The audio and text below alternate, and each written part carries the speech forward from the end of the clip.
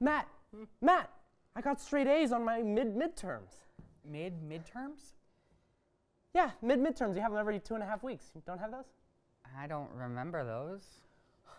Well, that's okay. I have a sudden urge for you to tussle my hair and toss the pigskin around with me. Ew, no, Zach, you have chronic lice, and I don't like footballs. A beach ball, then. You have a beach ball? What's your deal? You're seeking more approval than usual. It's weirding me out. Well, it's just that today would have been my dad's 54th birthday if he never left. Wait, today is my 54th birthday. Wait, Matt, are you my Matt dad? Wait, Zach. Are you my Zach? I've been waiting for this moment all my life. Do you still have the silver locket? The one that's a heart split in two with gold engravings on the inside? Yeah, that's the one. Do you have it? I traded it for a Big Mac. I traded mine for a McChicken. You really are my dad. Why did you leave? I was so alone, stuck with Mom. I never learned how to be a real man.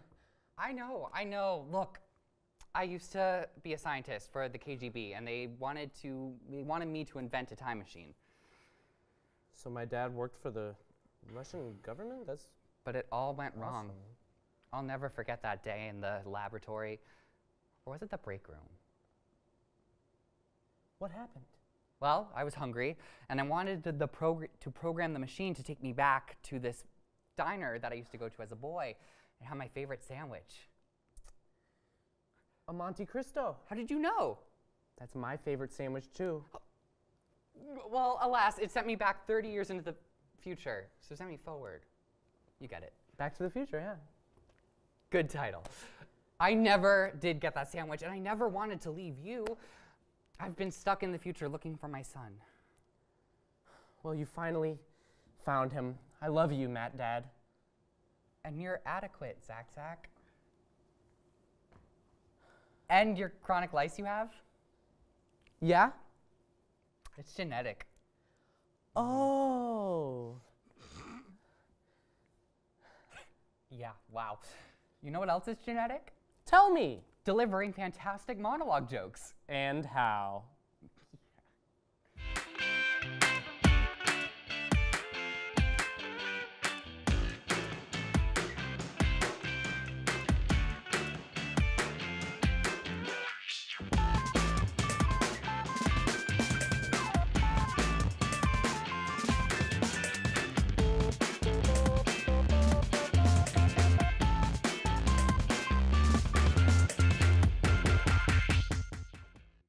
Hooray! Spring break's coming soon. But wait, that means midterms are also coming soon, and that means a huge workload is coming even sooner. Are we really excited about that? Yeah, I'm gonna take back that hooray. The super snow moon is the biggest in the winter's trio of supermoons, but just like all middle children, it's only expanding to get attention. Expand. After a boy was arrested for refusing to say the Pledge of Intelligence. Nope, it's allegiance. Florida is considering changing its motto to... It says intelligence, it's definitely allegiance. The Pledge of Intelligence is a funny concept, though. Hooray! Spring break's coming soon, but wait, that means midterms are also coming soon, and that means a huge workload is coming even sooner. Are we really excited about that? You know, I think I'm gonna take back that hooray. The super snow moon is the biggest in the winter's trio of supermoons, but just like the middle child, it's only expanding to get more attention. After a boy was arrested for repudicating to say the Pledge of Allegiance, Florida is considering changing its motto to, "Thank goodness for Disney World. Otherwise, no one would want to come here." Tongue got tangled there for a second. Yes, it did. Payless announced its foreclosure, or as my thrifty Nana calls it, the real national emergency. Collegiate Survivor, including Emerson's very own Survivor, Boston was written about in an article. Matt, weren't you in one of the seasons? Yes, I was. It was an amazing experience. You got a concussion too, didn't you? I made it to the finale. That's better than you'd probably do. Harsh, but correct. Moving on, Netflix just canceled Jessica Jones and The Punisher, the last two of its remaining original Marvel shows. It's most likely because Disney has plans to start its own streaming service, and thus wants to move all possible Marvel content away from other platforms. That's not the reason. Haven't you heard the news? Huh? It's Netflix. They're trying to launch new DC shows instead, with fan-favorite characters like Bouncing Boy, Matter Eater Lad, and my personal favorite, Arm Fall Off Boy. Are those all real characters? And how? As y'all know, last Monday was President's Day. Oh, that reminds me of when I sent a letter to the White House a few years ago. I wrote, "Happy President's Day to you, Mr. President. It's so great that you have a day all to yourself." Did you hear back? Yeah, but he told me that the holiday's only for George Washington and Abraham Lincoln, whoever those guys are. On top of that, he recommended I read a book. At least you got a letter from the president. All I got was a notice of cease and desist.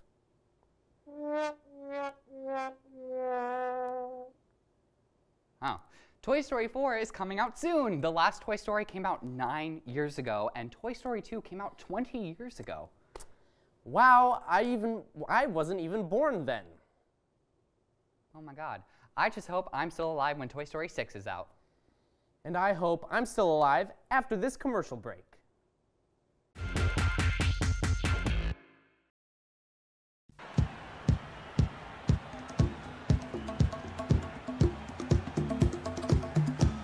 Alright, coming back in 10 seconds.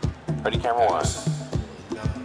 Camera one, get a wide shot of the entire thing, and in 3, 2, 1, take it. Talent cue. Welcome back to Emerson College. Emerson Camera trails 4, get a shot of the players coming across the court. 10 seconds left. Emerson trails by 1 point.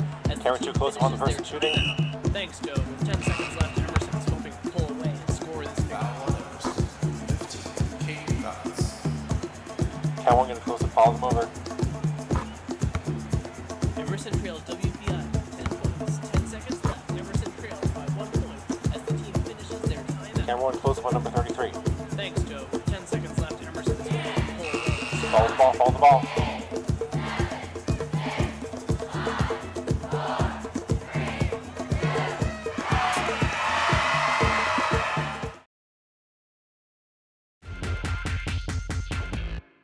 All right, now we're on to our main story.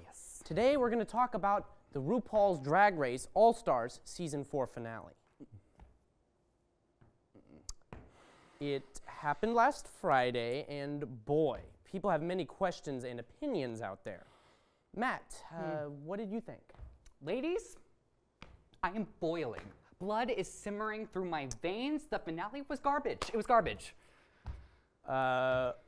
Okay, we should explain what happened in the finale first so that the audience knows what we're talking about. Okay, fine. Long story short, there was a tie. Both Monet X Change and Trinity the Tuck got crowned the winners of All Stars 4, which is blasphemous. Really? I kind of liked it.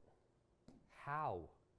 Well, it was okay. I thought it was pretty good. Okay, no. You know what we're going to do? We're going to debate this. Yeah, all right. Speechless style. We're ripping off Speechless. Now, let's do it right here. Hey, you know I'm also on Speechless, right? Well, now you're on Speechless Agenda. Let's do this. Come on. We can't just rip off other Emerson Channel shows. If Melania Trump can rip off Michelle Obama, we can do anything. That has no relevancy whatsoever, but okay. First, pros or cons? My name is Matthew Finkelstein, and I have something to say. The whole point of competition is so there can only be one winner. That can be the best of the best. There's no such thing as two equally best people. It's a sham. It really is a scam. Okay, I'm done. You go now. Speechless. Have you ever even seen Speechless? I watch it, but like I don't pay attention. It's like when you do a reading for class.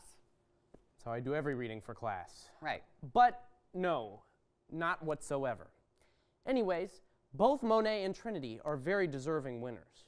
Trinity may have had 4 wins to Monet's 3, but Monet demolished that final episode completely. They both deserve the win. Can we talk about that Super Queen song, though? Like, what were they thinking? Ah! Okay, I kind of liked it, so It was so slow and auto-tuned. I thought it was a nice change of pace. Monet and Monique Hart had great verses, and Naomi Smalls looked amazing as usual. But what about Trinity's verse? Like, what? Come on, like 1, 2, 3, 4, 7, then back to 6 and 5. Like, what was that? Really? Okay, I'll give you that point. Trinity's verse was not the one. Choices. But that shouldn't take away from her track record otherwise. It's a fantastic track record. But the editing of The Crowning was awful. It was as if they were editing, it was edited by a first grader on iMovie. That sounds a lot like Baz Luhrmann. Yeah, or it was Baz Luhrmann. Yeah, the split screen was kind of awkward, but They didn't even film the two getting crowned together. It was as if they decided to crown both of them Thursday night and then have RuPaul do a voiceover in a bathroom. Winner, winner, 2 chicken dinners. well, they didn't want to piss off the fan base. If Trinity won, people would complain that yeah. All Stars Hall of Fame only has white queens, Yeah. but if Monet won, people would complain because Trinity had a better track record and more Right. wins. And also be racist about it, because the fan base can be ridiculously racist. Look, they didn't want to anger certain factions of the fan base, but they ended up screwing all of us over. I mean, way to go, guys.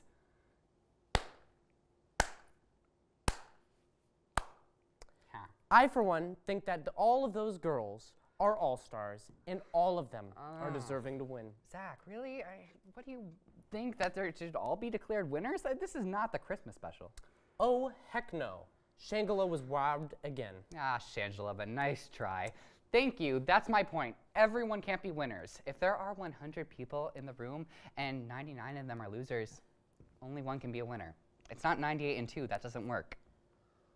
Okay, fine, I get it. I really do. But I don't think we should take this out on Monet or Trinity. They both deserve to win. They didn't ask for this tomfoolery.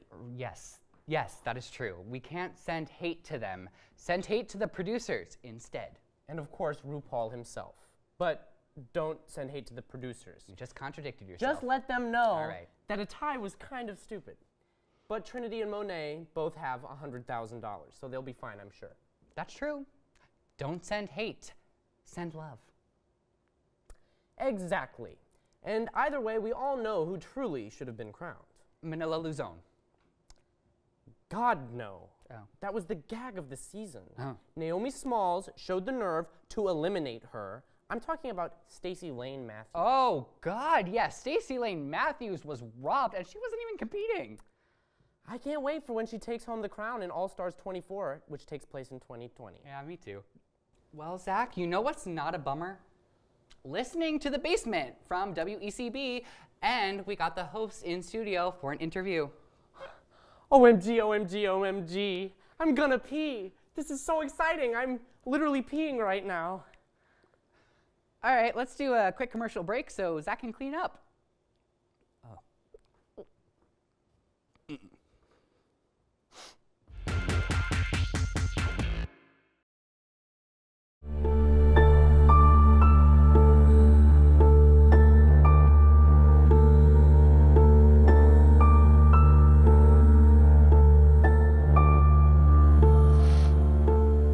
Why did they leave me? Fast Forward Rewind was all I had.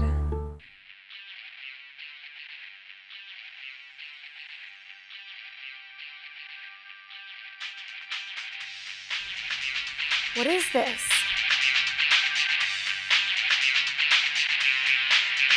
It's a call for help.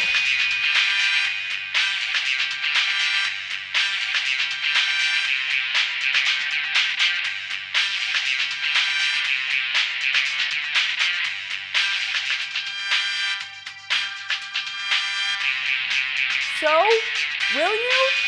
Yes! Yes! 1,000 times yes!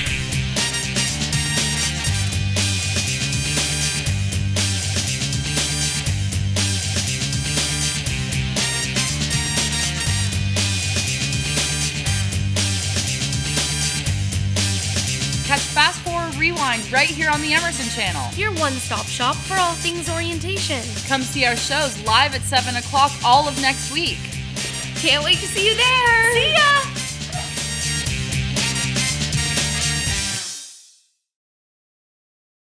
There's a live studio audience and they're just gonna laugh at everything we say and it's gonna be awesome. It's just this never-ending cycle of positivity and community and late night content. I'm gonna wear a suit, you should probably wear one too. What do you think? I think you should drink up, because it's closing time.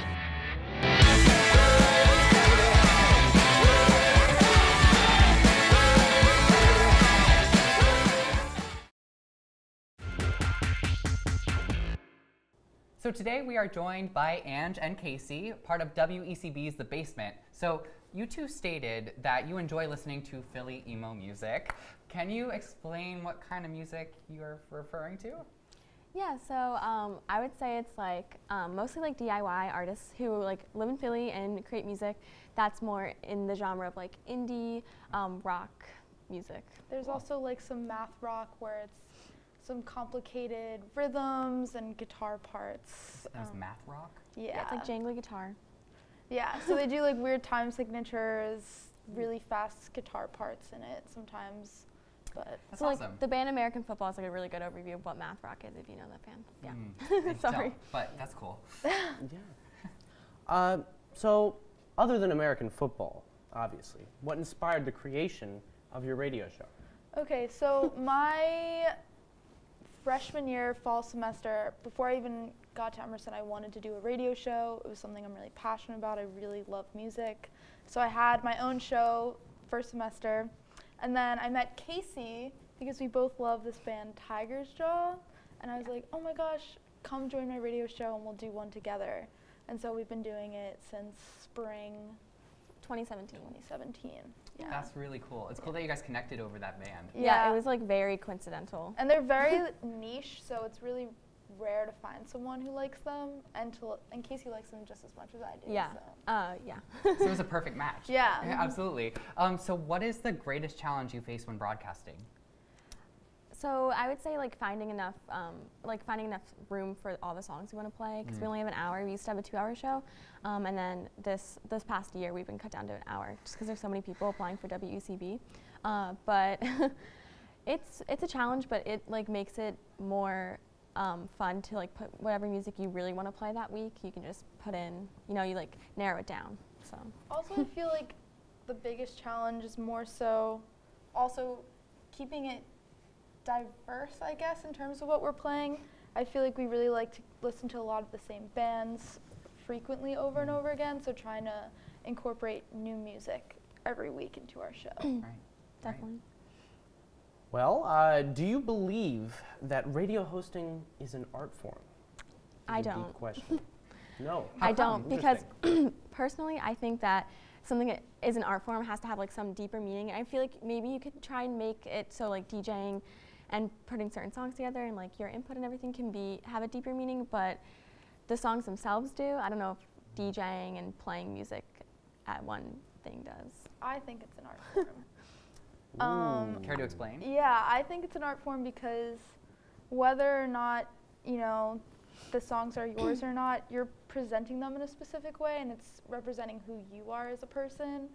And I mean, radio broadcasting can be anything. It can be anything from DJing songs, or it could be a podcast, it could be a news program, and in that way you're able to kind of show who you are as a radio host and show the world what you're interested in and bringing other people into that. I'm on her side. Okay. Well, when picking music for every Sunday, right? That's when the show goes up? Yeah.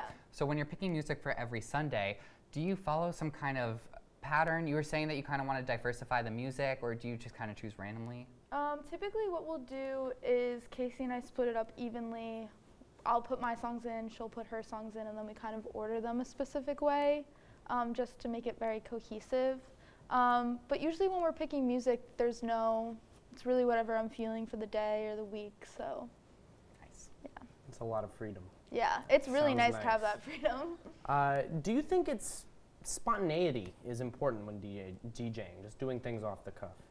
So I think personally as a DJ, I like to be prepared for what I'm playing, but I think there's something fun about also having that spontaneity aspect where we've never done this, but we've thought about doing people calling in and recommending songs, which would be really cool. The phone's just really hard to work because you have like a phone where you like pick it off, pick it up off the thing. Do other shows do that too? Yeah, I think people have done calls, and I know professional radio people do it all the time. So I think it's cool to do that aspect, but we personally like to have our own set agenda of what we're doing. Right. And here on Common Agenda, we like to get really deep with the questions. So, what are your future goals? Oh, for DJing? For the basement? Anything. Well, it can be with the basement. It could be after here. Cool. So Andrew's going to LA next semester, and I'm gonna stay here in Boston. So the basement's ending as it is right now, or after this semester. So that's what's happening with the basement. But we'll see. I mean, we'll still keep in touch and of course play music. Yeah. Listen to music. Yeah. And I plan on doing post-production once I'm out in LA, and focusing more on editing rather than music. But music will always be a huge part of my life. Nice. You're going to LA in the fall? Yeah. Do you need a subletter? No, I will not. Not in the fall. In the you- summer, though. Oh, okay. Yeah. Summer? No, sorry, not me. So if you were to describe your show in only 3 words, very difficult, how would you describe it? Maybe like cathartic, chill time. Cathartic chill time? Times. I think that's a better Cathartic name chill maybe times. than basement. Cathartic chill times. Maybe we should change it. I'm good with the basement. Yeah, basement's definitely better. But also, that's awesome. Those were good words to describe Thank your you. taste and Thank everything. you. It's great. Thanks. Well, it looks like we have to wrap things up. But thank you both so much again for coming. It was really cool talking and learning about the basement. Thank you so much for having us. Yeah, Thanks. absolutely. And yeah, we're on Sundays 9 to 10 p.m. Sundays 9 to 10 p.m. on WECD. Yeah. Awesome. Thank you guys. Thanks. Well, thank you so much for sharing your agenda. But let's get back to the common.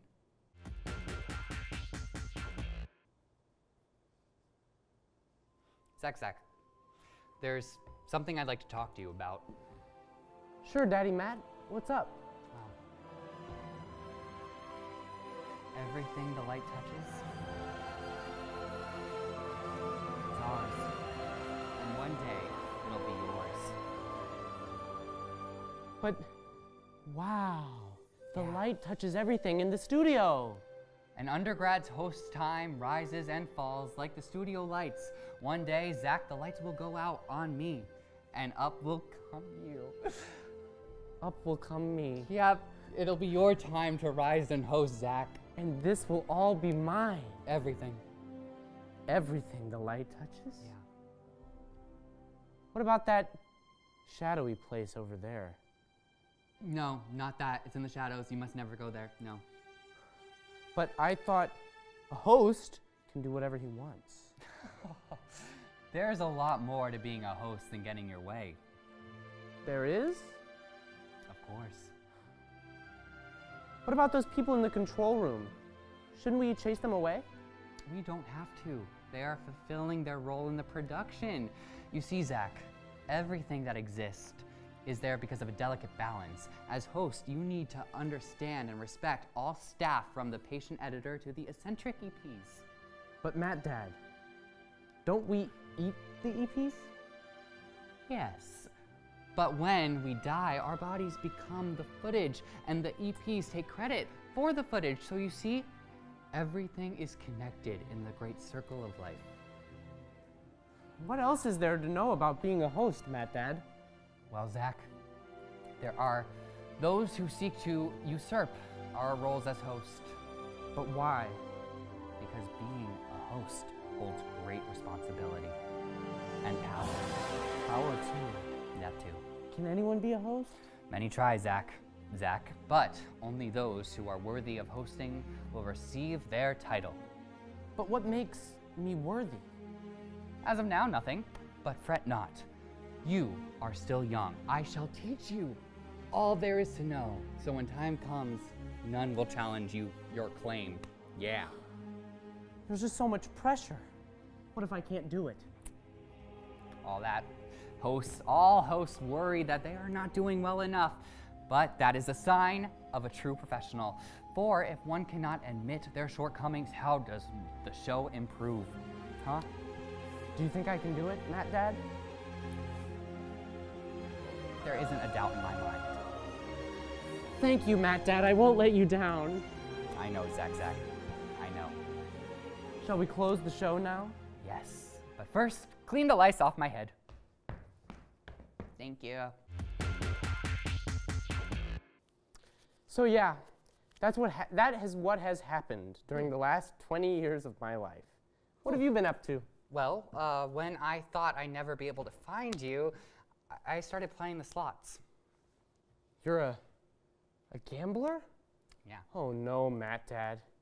Here comes my delayed childhood trauma. Oh no, it's okay, Zach. I'm really good at it. If you do it the right way, gambling is safe and fun. Wow. My first piece of parental wisdom. Go for the loose slot machines. My good boy, you should write that down. It's a good note. Okay. Go random, not progressive. Also, always count cards. Wow. You sure know a lot about slot machines and gambling. Yeah. You have so much knowledge. Thank you. But I know much more than just gambling. Really, Papa? Can I call you Papa? Yes, and no, never call me Papa. Oh. Well, will you at least share with me some of your vast wisdom? Of course, Zach. Hooray! The year was 1985. I was not yet born, but we're not going to think about that timeline right now. I'm already super confused. Me too. I was in Brussels hunting the most dangerous game of all, sprouts. Brussels sprouts? Is that where they get their name, from Brussels, Papa? No. And what did I say about you calling me Papa? Sorry, Daddy Matt. It was hot, summer day, and I met someone very dear to me. Mama. No, gross. Oh. It was the president of the Fromage Lovers Anonymous, Marvin Pelton. Fromage? Cheese, Zach. Cheese. Have you not been listening to my long-winded lecture? No. And so together we fromaged across Brussels and hunted sprouts. How does one hunt a sprout? With a very big stick. Wow. It just goes to show you always check your knees for leftover brie. That's how I lost my thumb. Matt, Dad, you're so interesting. Thank you. I'm so glad you appreciate me. When I was your age, I always ignored my dad, your grandpa. Aren't we the same age, though, technically? A gentleman never tells. No. How have you never aged? It's been years. Science reasons, my boy. Whoa. That was my evil laugh. It's okay, Papa. Who's my grandpa? Oh, he's lost in another time loop. Don't worry about him. If you're good, you might be able to. Oh, I can meet him if I'm good? Let me finish. If you're good at math, next episode, maybe he can be our special guest. Maybe help fix up the machine.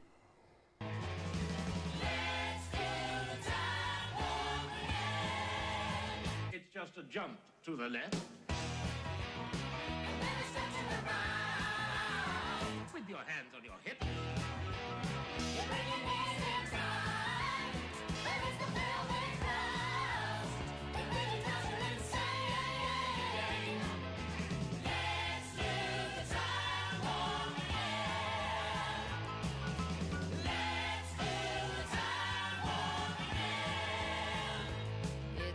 Dreamy, oh fantasy free me, so you can't see me, no, not at all, in another dimension.